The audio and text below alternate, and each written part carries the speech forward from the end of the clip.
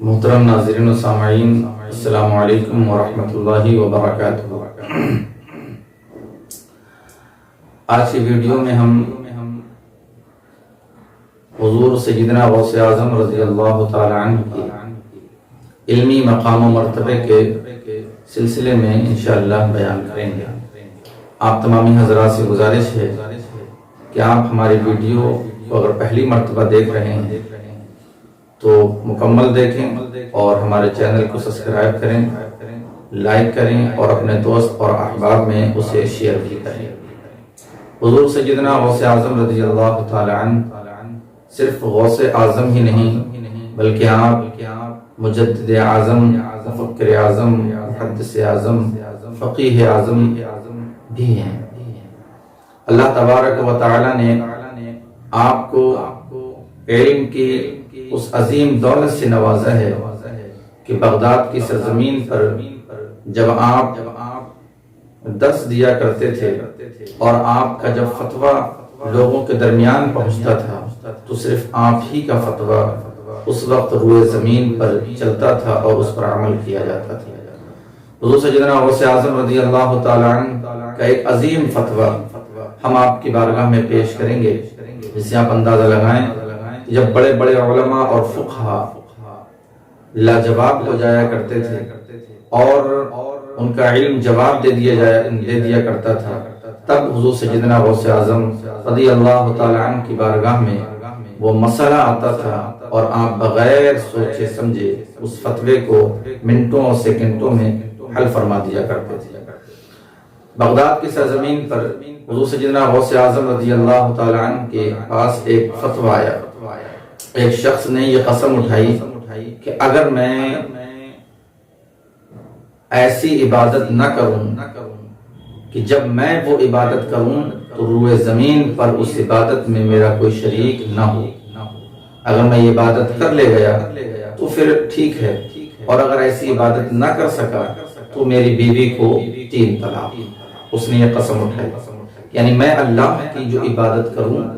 تو جب میں وہ عبادت کروں تو روئے زمین پر اس عبادت میں کوئی شریک نہ ہو، یعنی روئے زمین پر اللہ کا کوئی بندہ وہ عبادت نہ کرتا۔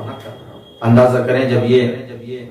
مسائل لوگوں کے سامنے پہنچے تو ایک باضابطہ مسئلہ قائم کیا گیا اور حضور سیدنا غوث اعظم رضی اللہ تعالی عنہ کے پاس یہ مسئلہ پہنچنے سے پہلے بے شمار مفتیوں کے پاس یہ مسئلہ پہنچا تاکہ اس کی بیوی کو طلاق پڑھنے سے بچا لیا جائے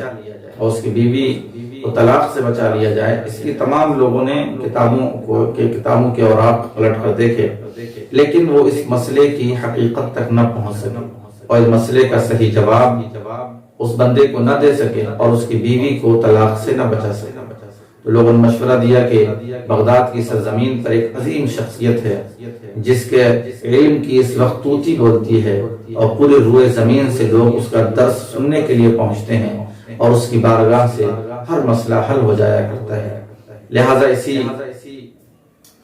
مسئلے کو حل کرنے کے لیے یہ فتویٰ حضور سیدنا غوث اعظم رضی اللہ تعالی عنہ کے پاس جب پہنچا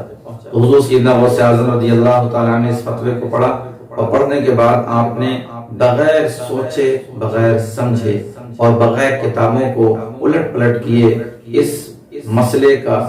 حل بیان فرمایا، اس مسئلے کا جواب دیا۔ آپ ارشاد فرماتے ہیں کہ جس نے بھی یہ قسم اٹھائی ہے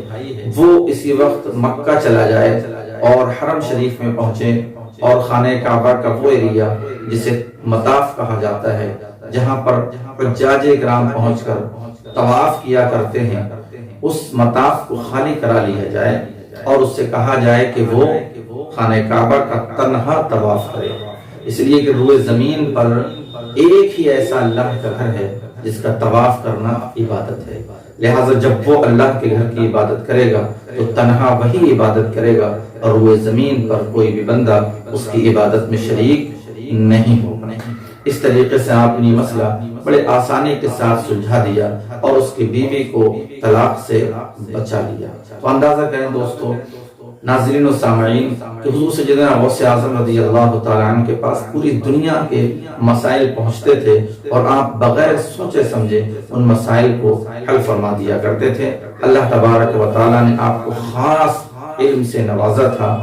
اور سیدنا غوث اعظم رضی اللہ تعالیٰ عنہ کی بارگاہ میں پہنچنے کے بعد بڑے بڑے لوگ درس حاصل کیا کرتے تھے اور فتوے لکھنا سیکھا کرتے تھے، اور جو بھی آپ کی بارگاہ میں آ کر بیٹھتا تھا وہ صرف علم کی دولت سے ہی مالا مال نہیں ہوتا، بلکہ اللہ رب العزت آپ کے طفیل اسے روحانیت اور کشف و کرامات سے بھی نوازا کرتا تھا۔ السلام علیکم۔